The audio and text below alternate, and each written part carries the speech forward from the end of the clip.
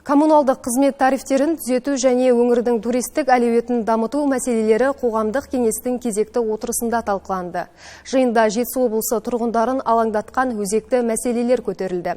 Ашық диалог форматында өткен кездесуге кеңес мүшелері салалық мекемелер өкілдеріне тікелей сауал қойып, коммуналдық төлемдердегі бағаның қалай қалыптасатыны мен алдағы уақыттағы өңір инфрақұрылымында қандай өзгерістер болатыны жөнінде түсіндірме алды.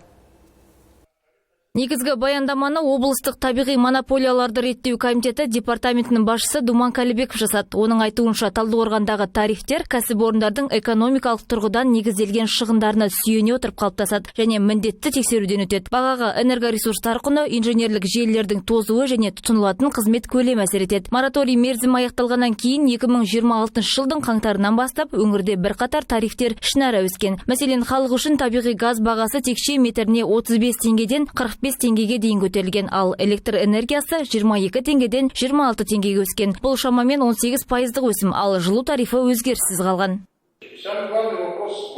Ең басты мәселе бірыңғай жиынтық коммуналдық жүктеме. Қарапайым тұрғын үшін су, жылу, жарық, газдың айырмашылығы жоқ. Сондықтан тұрғындарға ортақ коммуналдық жүктеменің нақты көлемін көрсету қажет.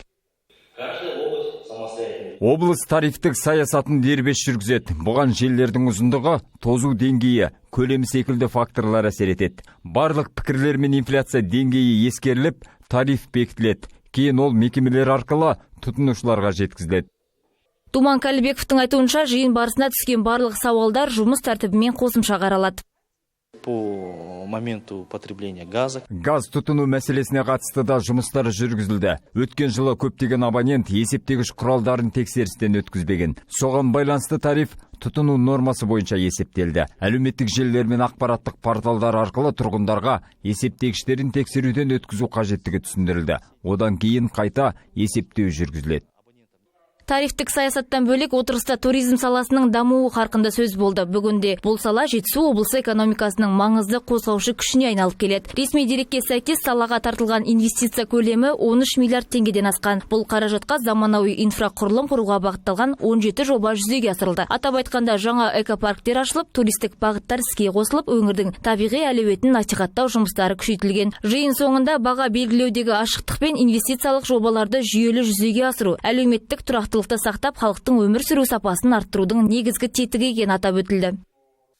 Гаухар Серікқызы, Карина Закриева, Ерлан Азанбай, Жетісу телеарнасы.